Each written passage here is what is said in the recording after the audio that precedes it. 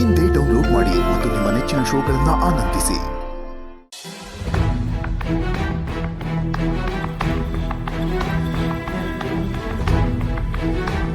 ನೀನನ್ನ ಸಾಯಿಸ್ತೀಯಾ?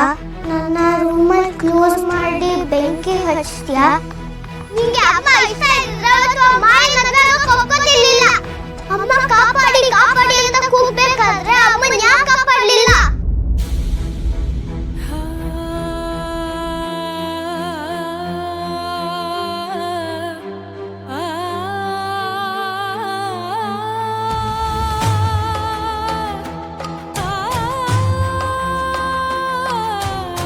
Boss, ಯಾಕೆ ಇಲ್ಲಿ ಕೂತಿದ್ದೀರಾ? ಮನೇಲೆಲ್ಲರೂ ಎಷ್ಟು ಆತಂಕ ಪಟ್ಕೊಂಡಿದ್ದಾರೆ ಗೊತ್ತಾ? ಮತ್ತೆಲ್ಲ ಹೋಗ್ಲಿ, ನಾನು ತುಂಬಾ ಹೇಟ್ ಮಾಡುವಂತ ಪ್ಲೇಸ್ ಇದು. ನನ್ನ ಇಡೀ ಜೀವನದಲ್ಲಿ ಎಲ್ಲ ಅದನ್ನು ಕಳ್ಕೊಂಡಿರೋ ಜಾಗ ಇದು. ನನ್ನ ಪ್ರೀತಿ, ನನ್ನ ಹೆಂಡತಿ, ನನ್ನ ಮಗಳು, ನನ್ನ ನೆಮ್ಮದಿ, ನನ್ನ ಜೀವನ ಎಲ್ಲಾನು ಹಿತ ಅವಳಮ್ಮನ್ನ ಕೊಂದಿದ್ದು ನಾನು ಅಂತ ಅನ್ಕೊಂಡಿದ್ದಾಳೆ. ಮಾತೆತ್ತಿದ್ರೆ ನನ್ನಿಂದ ನಮ್ಮಮ್ಮನ ದೂರ ಮಾಡಿದ್ದು ನೀನು ಅಂತ ಹೇಟ್ ಮಾಡ್ತಾಳೆ. ಅವಳು ಹಾಗೆ ಮಾತಾಡ್ದಾಗೆಲ್ಲ ನನಗೆ ಎಷ್ಟು ಹರ್ಟ್ ಆಗುತ್ತೆ ಗೊತ್ತಾ? ಬಾಸು, ದಯವಿಟ್ಟು ನೊಂದ್ಕೊಂಬೇಡಿ ಬಾಸು. ನೋಡಿ, ಅವಳು ಹೇಳ್ತಿರೋದು ಸರಿ ಅಂತ ನಾನು ಹೇಳ್ತಿಲ್ಲ, ಆದ್ರೆ ಅವಳಿಗೆ ಒಂದ್ ಸ್ವಲ್ಪ ಸಮಯ ಕೊಡಿ ಅಲ್ವಾ? ನನಗೆ ಆ ವಿಷಯದಲ್ಲಿ ಎಷ್ಟು ಗಿಲ್ಟ್ ಇದೆ ಗೊತ್ತಾ? ಪ್ರತಿ ಕ್ಷಣ ಅದು ನನ್ನ ಚುಚ್ಚಿ ಚುಚ್ಚಿ ಕೊಲ್ಲುತ್ತೆ. ಅವತ್ತು ಯಾವುದೋ ಒಂದು ವಿಷಯಕ್ಕೆ ನನ್ನ ಅಂಬಿಕಾ ಮಧ್ಯೆ ಜಗಳ ಆಗಿತ್ತು. ಅದನ್ನ ಸಾಲ್ವ್ ಮಾಡ್ಕೊಳ್ದೆ ನಾವಿಬ್ರು ಕೋಪದಲ್ಲಿ ಮಲಗಿದ್ವಿ. ಅವತ್ತೇನಾದ್ರು ನಾನು ಅವಳ ಹತ್ರ ಜಗಳ ಮಾಡ್ದೆ, ಯಾವತ್ತಿನ ಹಾಗೆ ಅವಳು ಕೈ ಹಿಡ್ಕೊಂಡು ಮಲಗಿದಿದ್ರೆ ಅವಳನ್ನ ಬಿಟ್ಟು ಹೋಗ್ತಿರ್ಲಿಲ್ವೇನೋ ಅಂತ ಪ್ರತಿ ಕ್ಷಣ ನನಗೆ ಅನ್ನಿಸ್ತಾನೆ ಇರುತ್ತೆ. ಅವತ್ತು ನಮ್ಮಿಬ್ರ ಮಧ್ಯೆ ಜಗಳ ಆಗಿತ್ತು ನಿಜ, ಆದ್ರೆ ಪ್ರೀತಿ ಕಮ್ಮಿ ಆಗಿರ್ಲಿಲ್ಲ. ಈ ವಿಷಯ ನಾನು ಅಂಬಿಕಾ ಹೇಗೆ ಹೇಳಿ? ಈ ವಿಷಯ ನನಗೆ ಸಾಯೋವರೆಗೂ ಕಾಡ್ತಾನೆ ಇರುತ್ತೆ. ಒಂದು ವಿಷಯನ ನಾನು ಯಾರಿಗೂ ಹೇಳ್ದೆ ನನ್ನ ಮನಸ್ಸಲ್ಲೇ ಬಚ್ಚಿಟ್ಕೊಂಡಿದ್ದೀನಿ ದುರ್ಗಾ.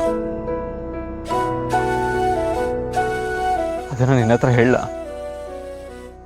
ಹೇಳಿ ಬಾಸು.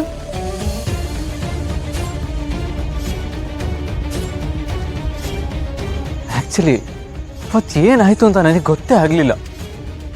ನಾನು ಯಾಕೆ ಅಂಬಿಕಾ ಹೆಲ್ಪ್ ಮಾಡಲಿಲ್ಲ?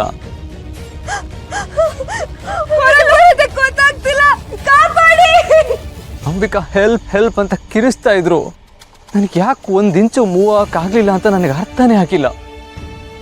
ನನಗೆ ಈ ಮನೆ ಹತ್ರ ಓಡ್ ಬಂದಿದ್ದಷ್ಟೇ ನೆನಪು, ಆಮೇಲೆ ಫುಲ್ ಬ್ಲ್ಯಾಂಕ್. ಈ ಪ್ರಶ್ನೆಗೆ ನನಗೆ ಇಲ್ಲಿವರೆಗೂ ಉತ್ತರನೇ ಸಿಕ್ಕಿಲ್ಲ. ಅಲ್ಲ ಬಾಸು, ಅವತ್ತು ನೀವು ಮರೆಯೋ ಅಂಥದ್ದು ಏನಾದರೂ ನಡೆದಿರ್ಬೋದು, ಅಥವಾ ನಿಮ್ಮನ್ನ ಏನಾದರೂ ತಡೆದಿರ್ಬೋದು. ಇಲ್ಲದೆ ಹೋದ್ರೆ ನೀವು ಅಂಬಿಕಾ ಅವ್ರನ್ನ ಕಾಪಾಡದೇ ಇರೋದಕ್ಕೆ ಹೇಗೆ ಸಾಧ್ಯ ಹೇಳಿ? ಅದು ಅವರು ಈ ಮನೆ ಒಳಗಡೆ ಸಿಕ್ಕಾಕೊಂಡಿರುವಾಗ.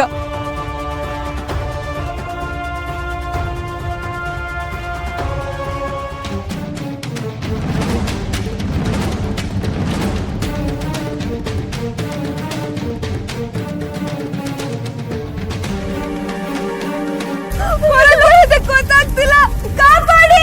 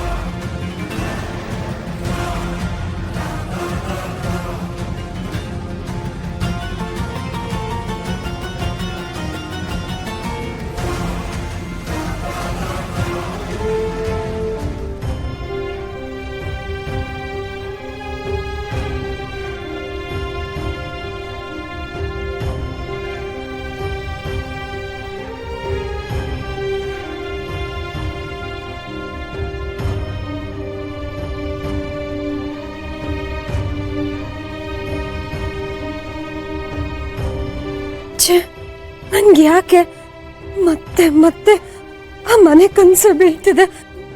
ನಾನು ಯಾವತ್ತು ಆ ಮನೆನ ನೋಡೇ ಇಲ್ಲ. ನಂಗೆ ಅದ್ರ ಬಗ್ಗೆನೂ ಏನು ಗೊತ್ತಿಲ್ಲ. ಆದ್ರೂ ಅದೇ ಕನಸು ಪ್ರತಿ ಸಲನೂ ಬೀಳ್ತಿದೆ. ಯಾಕಿರ್ಬೋದು? ನನ್ಗಂತೂ ಆ ಕನಸಿಂದ ದೊಡ್ಡ ಯೋಚನೆ ಆಗೋಗಿದೆ ದೇವಿಯವರೇ. ನನಗೆ ಯಾಕೆ ಈ ಕನಸು ಪದೇ ಪದೇ ಬೀಳ್ತಿದೆ? ಅದೇ ಮನೆ, ಅದೇ ಬೆಂಕಿ, ಅದೇ ಕೂಗು, ಅದೇ ಹೆಂಗಸು. ನನ್ಗಂತೂ ಒಂದು ಗೊತ್ತಾಗ್ತಿಲ್ಲ. ಅಲ್ಲ, ಆ ಕನಸು ಬಿದ್ದಾಗೆಲ್ಲ ನಾನು ಯಾಕೆ ಹೆದರ್ಕೊಳ್ತಿದ್ದೀನಿ? ದುರ್ಗಾ, ಸಮಾಧಾನ ಮಾಡ್ಕೋ. ಇಲ್ಲ ದೇವಿಯವರೇ, ಇದೆಲ್ಲ ಏನೋ ಒಂಥರ ವಿಚಿತ್ರವಾಗಿದೆ. ಅಲ್ಲ, ನನಗೆ ಯಾವ್ದೋ ಕಾಲದಿಂದ ಬೀಳ್ತಿರೋ ಕನ್ಸಿದು. ಇಲ್ಲಿರೋ ಯಾವ್ದೋ ಸುಟ್ಟೋಗಿರೋ ಮನೆ ನನ್ ಕನ್ಸಲ್ಲಿ ಬೀಳೋದಕ್ಕೆ ಹೇಗ್ ಸಾಧ್ಯ? ಯೋಚನೆ ಮಾಡು ದುರ್ಗಾ. ಆ ಕನ್ಸು ನಿನ್ಗೇನೋ ಹೇಳಕ್ ಪ್ರಯತ್ನ ಪಡ್ತಿರ್ಬೋದು. ಏನ್ ಹೇಳ್ತಿದ್ದೀರಾ ನೀವು? ಕನ್ಸು ನನಗೇನ್ ಹೇಳುತ್ತೆ? ನೀನೇ ಯೋಚನೆ ಮಾಡು ದುರ್ಗಾ. ಆ ಮನೆ ಯಾವುದು, ಆ ಹೆಂಗ್ಸ್ ಯಾರು ಅಂತ ನೀನೇ ಪತ್ತೆ ಹಚ್ಚೋದಕ್ಕೆ ಪ್ರಯತ್ನ ಮಾಡು. ಅವಾಗ ನಿನ್ಗೆ ಆ ಕನ್ಸು ಏನಕ್ಕೆ ಬೀಳ್ತಿದೆ ಅಂತ ಗೊತ್ತಾಗ್ಬೋದು. ಹೌದು, ನೀವ್ ಹೇಳ್ತಿರೋದು ಸರಿಯಾಗಿದೆ. ಆದ್ರೆ ಇದನ್ನೆಲ್ಲ ನಾನು ಹುಡ್ಕೋದಕ್ಕೆ ಹೇಗ್ ಸಾಧ್ಯ? ಯಾಕಂದ್ರೆ ಇವಾಗ ಗೊತ್ತಿರೋರ್ನೇ ಹುಡ್ಕೋದಕ್ ಕಷ್ಟ. ಅಂಥದ್ರಲ್ಲಿ ಕನ್ಸಲ್ಲಿ ಬಂದಿರೋರ್ನ ನಾನು ಹೇಗೆ ಹೋಗಿ ಹುಡುಕ್ಲಿ? ಅದು ಬೇರೆ, ಅವ್ರ ಮುಖ ಬೇರೆ ನನಗೆ ಸರಿಯಾಗಿ ಕಾಣಿಸಿಲ್ಲ. ಯಾವುದೋ ನಿಗೂಢ ವಿಷಯಕ್ಕೆ ನಿನಗೆ ಸೂಚನೆ ಕೊಡ್ತಿರ್ಬೋದು ಅಂತ ಅನ್ಕೋ. ನಿಗೂಢ ವಿಷಯನಾ? ದೇವಿಯವರೇ, ನೀವು ಸುಮ್ಮನೆ ನನ್ಗೆ ಏನೇನೋ ಹೇಳಿ ಹೆದರಿಸ್ಬೇಡಿ. ಯೋ ದುರ್ಗಾ, ಭಯ ಪಡ್ಕೋಬೇಡ. ನಿನ್ಗೆ ಇಷ್ಟ ದಿನ ನಿನ್ ಕನ್ಸ್ ಬಗ್ಗೆ ಏನು ಗೊತ್ತಿರ್ಲಿಲ್ಲ. ಆದ್ರೆ ಈಗ ನಿನ್ ಕನ್ಸಲ್ಲಿ ಬರ್ತಿರೋ ಮನೆ ಇಲ್ಲಿದೆ ಅಂತ ನಿನಗೆ ಗೊತ್ತಾಯ್ತಲ್ವಾ? ಹಾಗೆ ಒಂದೊಂದೇ ಸತ್ಯ ನಿನಗೆ ಗೊತ್ತಾಗ್ಬೋದು. ನಿನ್ ಪ್ರಯತ್ನನ ನೀನ್ ಮಾಡು. ನೀವ್ ಹೇಳ್ತಿರೋದು ಸರಿಯಾಗಿದೆ, ನಾನು ಪ್ರಯತ್ನ ಪಡ್ತೀನಿ. ದುರ್ಗಾ, ದೇವಿಯವರೇ, ಶಾನ್ವಿಯವ್ರು ಕರೀತಾ ಇರೋಗಿದೆ, ನಾನು ಹೋಗಿ ಬರ್ತೀನಿ. ದುರ್ಗಾ, ಮನೇಲಿ ಏನ್ ನಡೀತಿದೆ? ಅದು ಬಾಸು ಮತ್ತೆ ಮಾಯವ್ರ ಮದ್ವೆ ಹತ್ರ ಬರ್ತಿದೆಯಲ್ಲ, ಅದಕ್ಕೆ ಶಾಸ್ತ್ರ ಮಾಡ್ತಿದ್ದಾರೆ. ಸರಿ, ನಾನು ಹೊರಡ್ತೀನಿ.